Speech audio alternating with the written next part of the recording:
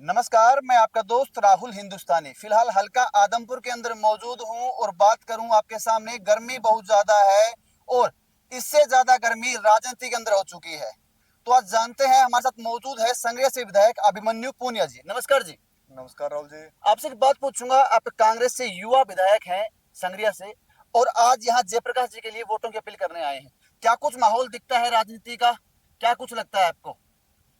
देखो, हिसार लोकसभा ने अपना मन बना लिया है। यहाँ के आम नागरिक ने अपना मन बना लिया है। हिसार ही नहीं, पूरा हरियाणा इस समय कांग्रेस के साथ है और कांग्रेस की लहर पूरे देश के अंदर इंडिया महागठबंधन को लेकर है। जयप्रकाश जी काफी समय से हिसार लोकसभा, आदमपुर हल्का, यहाँ से काफी समय से चुनाव लड़ रहे हैं और इस बार यहाँ की जनता का मन है कि हम जयप्रकाश जी को चुनाव जिताएंगे। कांग्रेस को, जो आम गरीब हितैषी पार्टी है, जवानों को पहलवानों का बदला लेने का मौका इस समय हरियाणा के आम जन लेने को तैयार है।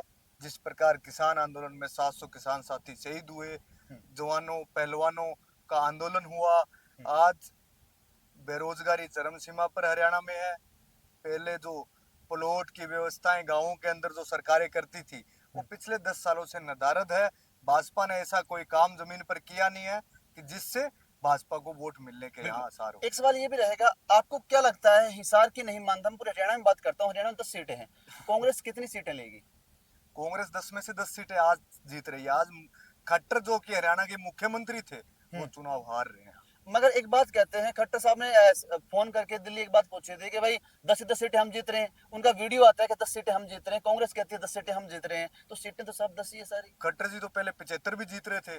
75 सीटें आई हरियाणा के अंदर। आज हरियाणा की सरकार भाजपा की नहीं है।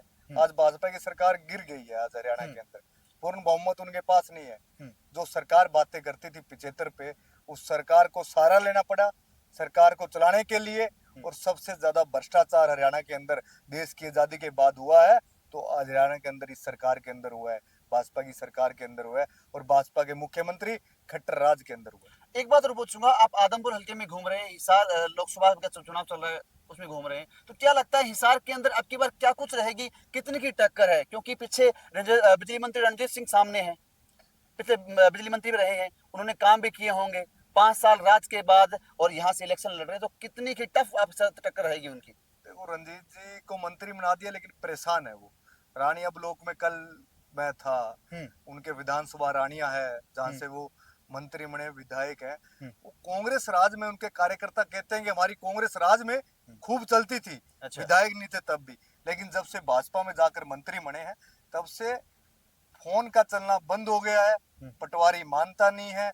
ऐसी परिस्थितियां वहां के लोग बाग कल बात करते, तो ऐसी परिस्थितियों में भाजपा के अंदर रहना भी, मंत्री जी को टिकट आला कमान ने, भाजपा ने दे दिया होगा, लेकिन हिसार की जनता अब कांग्रेस के साथ है। कांग्रेस के पंजे के, हाथ के पंजे के निशान के साथ है। बिल्कुल।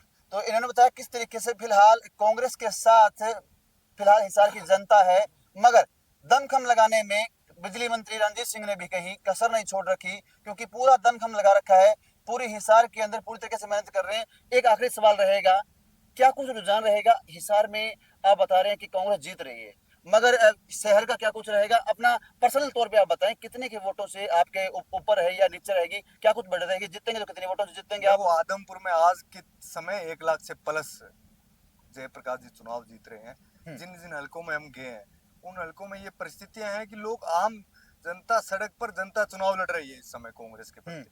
और जनता, छोटे से कार्यकर्ता से लेकर बड़े से बड़ा नेता इस समय एकजुट होकर हरियाणा के अंदर चुनाव लड़ रहा है।